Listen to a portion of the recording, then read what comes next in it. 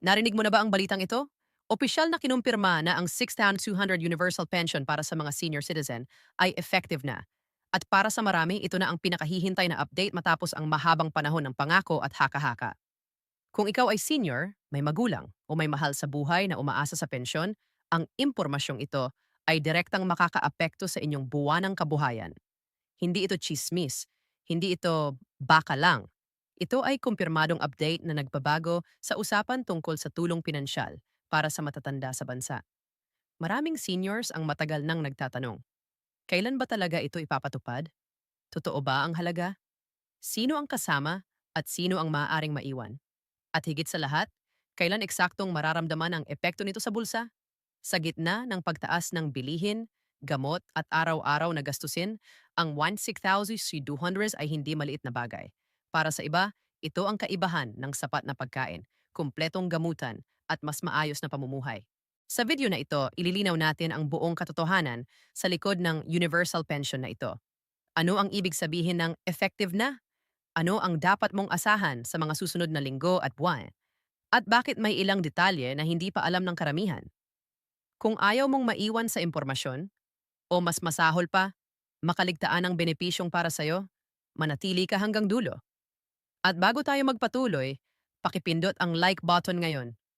Malaking tulong iyon para mas maraming senior ang makarinig ng update na ito at hindi mapag-iwanan sa benepisyong kanila ring karapatan. Ngayon, simulan na natin ang mismong laman ng usapan. Dahil dito nagsisimula ang pinakamahalagang bahagi para sa bawat senior na nanonood. Kapag sinabi ng gobyerno na ang isang benepisyo ay effective na, hindi ibig sabihin nito ay pare-pareho agad ang matatanggap ng lahat sa iisang PEDSA. Dito madalas nagkakaroon ng kalituhan.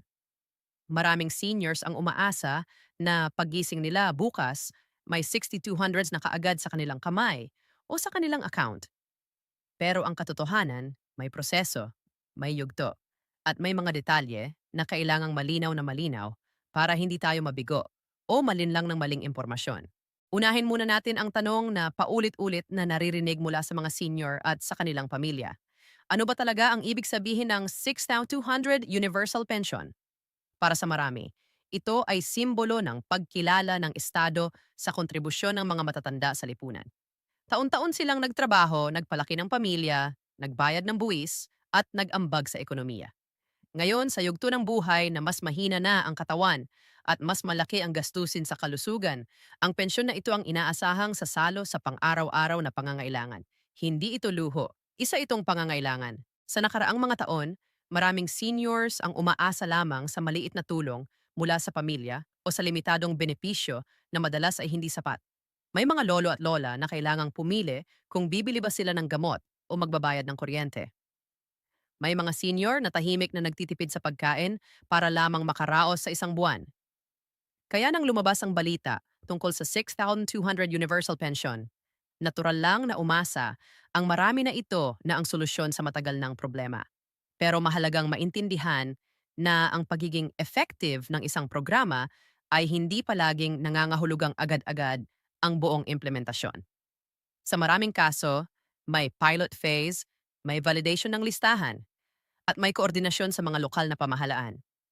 Dito pumapasok ang kahalagahan ng tamang impormasyon. Kapag kulang ang kaalaman, madaling mabuo ang maling akala. At kapag mali ang inaasahan, mas masakit ang pagkadismaya. Maraming seniors ang nagtatanong kung sino ang sakop ng universal pension na ito. Ang salitang universal ay nagbibigay ng ideya na lahat ng senior ay kasama. Ngunit sa aktwal na implementasyon, may mga kondisyon pa ring sinusunod. May mga senior na may existing pension na, may mga may natatanggap ng tulong at may mga kabilang sa indigent category. Ang pagsasama-sama ng mga grupong ito sa isang sistema ay hindi simpleng proseso. Kaya mahalagang bantayan ang mga opisyal na pahayag at huwag basta maniwala sa sabi-sabi sa social media. Sa panahon ngayon, napakadaling kumalat ng maling balita. Isang post lang na may malaking halaga at salitang confirmed ay sapat na para mag-viral. Maraming seniors ang napapasaya, pero kalaunan ay nalulungkot kapag nalaman nilang hindi pa pala iyon ang buong katotohanan. Kaya sa video na ito, layunin nating ilatag ang mas malalim na paliwanag, hindi para patayin ang pag-asa, kundi para ihanda ang isipan at damdamin sa realidad ng proseso. Isa pang mahalagang punto na dapat pag-usapan ay ang schedule ng paglabas ng pondo. Kahit na effective na ang programa, ang aktwal na pag-release ng pera ay dumadaan sa budget allocation, documentation, at distribution channels. May mga lugar na mas mabilis, may mga lugar na mas mabagal, may mga senior na may access sa bank accounts or digital wallets, at may mga umaasa pa rin sa cash payout. Ang pagkakaibang ito ay isa sa mga dahilan kung bakit hindi sabay-sabay ang pagtanggap ng benepisyo. Kung ikaw ay senior na walang bank account, maaaring kailanganin mong makipag-ugnayan sa iyong barangay o lokal na tanggapan para malaman kung paano ang payout sa inyong lugar. Kung may account ka naman, mahalagang siguraduhin na updated ang iyong impormasyon. Maliit na detalye lang, tulad ng maling spelling ng pangalan o outdated na address, ay maaaring magdulot ng delay. At para sa mga senior, bawat araw ng paghihintay ay mahalaga. Pag-usapan din natin ang halaga mismo, 6,200. Para sa ilan, maaaring sabihin nilang hindi ito sapat sa harap ng mataas na inflation. Pero para sa marami, ito ay malaking ginhawa na. Isipin mo na lang ang epekto nito sa isang senior na dati ay may ilang libo lang sa isang buwan. Ang dagdag na 6,200 ay maaaring mangahulugan ng kumpletong gamot sa isang buwan, mas maayos na pagkain, o kakayahang magbayad ng basic utilities nang hindi na nanghihiram. May emosyonal ding aspeto ang pensyon na ito. Hindi lang ito tungkol sa pera. Ito ay tungkol sa dignidad. Maraming seniors ang ayaw umasa sa kanilang mga anak o kamag-anak. Gusto pa rin nilang maramdaman na kaya nilang tumayo sa sarili nilang paa, kahit sa limitadong paraan. Ang pensyon ay nagbibigay sa kanila ng pakiramdam na may halaga pa rin sila, na hindi sila pabigat, at na kinikilala ng lipunan ang kanilang kontribusyon. Gayunpaman, may mga senior din na nag-aalala. May takot na baka ito ay pansamantala lamang o baka bawiin sa hinaharap. May mga alaala ng mga programang nagsimula ng maganda, pero kalaunan ay naantala o nabawasan. Kaya mahalaga ring pag-usapan ang sustainability ng universal pension. Saan kukunin ang pondo? Paano ito pupunduhan sa mga susunod na taon? Ano ang garantiya na magpapatuloy ito? Ang mga tanong na ito ay lehitimo. At bilang mga mamamayan, may karapatan ang mga senior na magtanong at humingi ng malinaw na sagot. Hindi ito pagiging reklamador. Ito ay pagiging responsable. Kapag mas marami ang nagtatanong at nakikialam, mas napipilitan ang mga namumuno na maging malinaw at tapat sa kanilang mga plano. Sa puntong ito, mahalaga ring banggitin ang papel ng pamilya.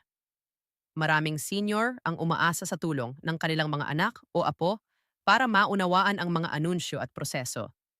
Kung ikaw ay nanonood ng video na ito at hindi ka senior pero may mahal ka sa buhay na senior, malaking tulong ang papel mo. Ikaw ang maaaring magpaliwanag, mag-check ng impormasyon, at mag-assist sa mga kinakailangang hakbang. Sa ganitong paraan, nagiging tulay ka sa pagitan ng gobyerno at ng nakatatanda. Habang tumatagal ang diskusyon tungkol sa universal pension, mas lalong nagiging malinaw na hindi sapat ang simpleng anunsyo. Kailangan ng tuloy-tuloy na impormasyon, malinaw na gabay, at bukas na komunikasyon. Maraming senior ang hindi sanay sa online updates or digital platforms. Para sa kanila, ang balita sa telebisyon, radyo, o sa barangay ang pangunahing source ng impormasyon. Kaya mahalaga na pare-pareho ang mensahe at walang kontradiksyon. Isa ring issue ang scammers at mapagsamantalang tao. Sa tuwing may bagong benepisyo, may mga taong sumusulpot na nag-aalok ng tulong, kapalit ng bayad, o personal na impormasyon. Dito dapat mag-ingat ang mga senior. Walang lehitimong programa ang hihingi ng bayad para makakuha ng pensyon. Walang opisyal na ahensya ang magpapadala ng mensahe na humihingi ng password o PIN. Kung may ganitong alok, magduda agad. Ang pagiging alerto ay isang anyo ng proteksyon. Mas mabuting magtanong muna kaysa magsisi sa huli. Kung may duda, kumonsulta sa barangay, sa lokal na opisina, o sa opisyal na hotline. Ang 6,200 na inaasahan ay hindi dapat mapunta sa maling kamay dahil lamang sa panlilinlang. Sa kabila ng lahat ng ito, hindi natin maikakaila ang positibong epekto ng anunsyong ito sa morale ng mga senior. Maraming lolo at lola ang muling nagkaroon ng pag-asa. May mga kwento ng senior na muling nagplano ng simpleng pangarap, isang maliit na biyahe, pag-aayos ng bahay o simpleng handaan kasama ang pamilya.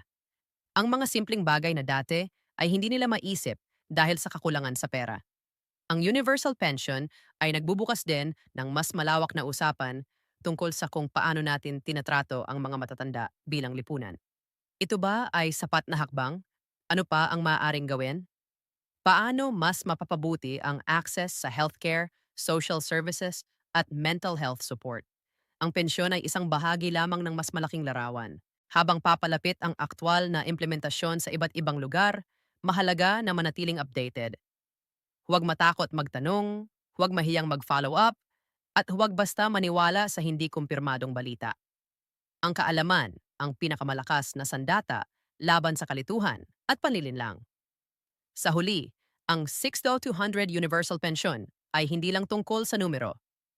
Ito ay tungkol sa seguridad, dignidad at pag-asa. Para sa mga senior na matagal nang naghintay, ito ay hakbang pasulong. Maaring hindi perpekto, maaring may delay, at maaring may mga hamon sa implementasyon. Pero ito ay simula ng mas malawak na pagkilala sa pangangailangan ng matatanda. Kaya kung ikaw ay senior na nanonood ngayon o may mahal ka sa buhay na senior, tandaan mo ito, manatiling mapanuri, manatiling maalam, at manatiling umaasa, pero may malinaw na pag-unawa sa realidad. Ang tunay na lakas ay nasa tamang impormasyon at sama-samang pagkilos. At kung nakatulong sa iyo ang paliwanag na ito, huwag mong kalimutang ipindot ang like button at ibahagi ang video na ito sa ibang senior at pamilya nila. Sa simpleng pag-like at pag-share, nakakatulong ka para mas maraming tao ang hindi maiwan sa impormasyon at masigurong ang benepisyong ito ay nauunawaan at napapakinabangan ng mga taong tunay na nangangailangan.